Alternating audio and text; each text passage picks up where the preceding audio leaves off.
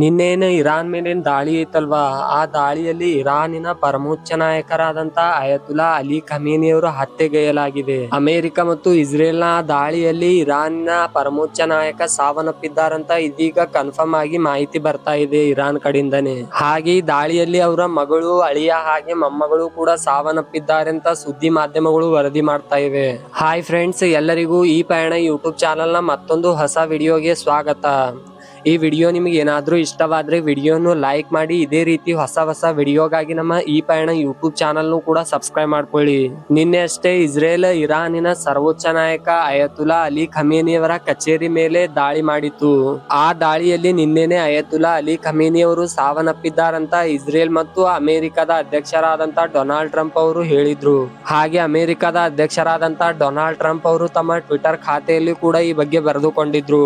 ಈ ಘಟನೆ ಬಗ್ಗೆ ನಿನ್ನೆನೆ ಇರಾನಿನ ಕೆಲವು ಅಧಿಕಾರಿಗಳು ಕೂಡ ಹೇಳ್ತಾ ಇದ್ರು. ಇರಾನಿನ ಅಧ್ಯಕ್ಷರು ಸಾವನ್ನಪ್ಪಿರಬಹುದು ಅಂತ ಹೇಳ್ತಾ ಇದ್ರು. ಆದ್ರೆ ಆ ಬಗ್ಗೆ ಯಾವುದೇ ಒಂದು ಕನ್ಫರ್ಮ್ ಮಾಹಿತಿ ಅಂತೂ ಹೇಳ್ತಾ ಇರ್ಲಿಲ್ಲ ಯಾರು ಕೂಡ. ಆದ್ರೆ ಇದೀಗ ಇರಾನಿನ ಸರ್ಕಾರಿ ಸುದ್ದಿ ಮಾಧ್ಯಮವೇ ಕನ್ಫರ್ಮ್ ಮಾಡಿದೆ, ನಮ್ಮ ಸರ್ವೋಚ್ಚ ನಾಯಕ ಸಾವನ್ನಪ್ಪಿದ್ದಾರಂತ.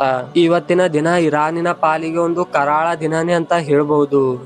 ಹಾಗೆ ವಿಶ್ವದ ಒಂದು ಹಿಸ್ಟ್ರಿಯಲ್ಲಿ ಒಂದು ಹೊಸ ಮೈಲುಗಲ್ಲು ಅಂತ ಹೇಳ್ಬಹುದು. ಇದು ಯಾವ ರೀತಿ ಅಂತಂದ್ರೆ, ಇರಾನ್ ನಲ್ಲಿ ಏನ್ ಜನಗಳು ಹರಲ್ವಾ, ಆ ಜನಗಳಿಗೆ ತಮ್ಮ ನಾಯಕರನ್ನು ಕಳ್ಕೊಂಡ್ವಿ ಅಂತ ಅವರು ದುಃಖದಲ್ಲಿದ್ರೆ, ಇನ್ನೊಂದ್ ಕಡೆ ಅಮೆರಿಕ ಮತ್ತು ಆ ಅಮೆರಿಕದಲ್ಲಿರುವ ಜನಗಳಿಗೆ ನಾವು ಇರಾನಿನ ಅಧ್ಯಕ್ಷರನ್ನು ಮುಗಿಸ್ತೀವಿ ಅಂತ ಖುಷಿಯಲ್ಲಿ ಇವರು.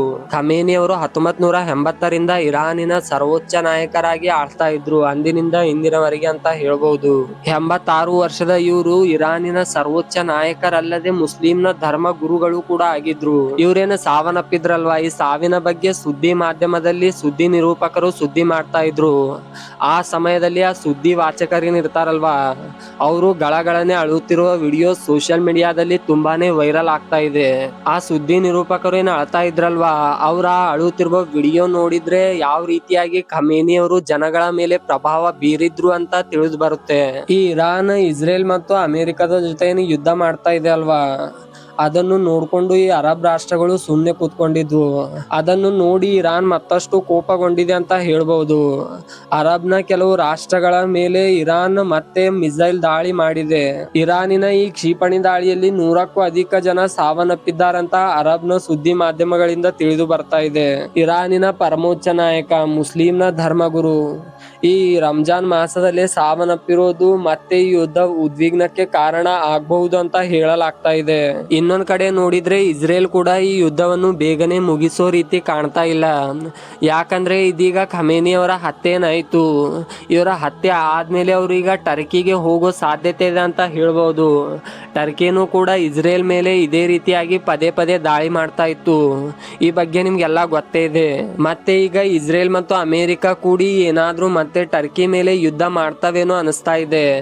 ಮಾಡಿದ್ರು ಮಾಡಬಹುದು. ಖಮೇನಿ ಅವರ ಹತ್ಯೆ ಬೆನ್ನಲ್ಲೇ ಮಿಡಲ್ ಈಸ್ಟ್ ನಲ್ಲಿ ಒಂದ್ ರೀತಿಯ ಯುದ್ಧದ ಕಾರ್ಮೋಡನೆ ಆವರಿಸಿದೆ ಅಂತ ಹೇಳ್ಬಹುದು. ಆಲ್ರೆಡಿ ಯುದ್ಧನೇ ನಡೀತಾ ಇದೆ, ಇನ್ನೂ ಕೂಡ ಹೆಚ್ಚಿನ ಪ್ರಮಾಣದಲ್ಲಿ ಯುದ್ಧ ನಡಿಬಹುದು ಅಂತ ಹೇಳಲಾಗ್ತಾ ಇದೆ. ಈ ಯುದ್ಧದ ಬಗ್ಗೆ ನಿಮಗೇನು ಅನಿಸುತ್ತೆ ಅಂತ ಕೆಳಗೆ ಕಾಮೆಂಟ್ ಮಾಡಿ. ಹಾಗೆ ವಿಡಿಯೋ ಇಷ್ಟವಾದ್ರೆ ವಿಡಿಯೋನು ಲೈಕ್ ಮಾಡಿ.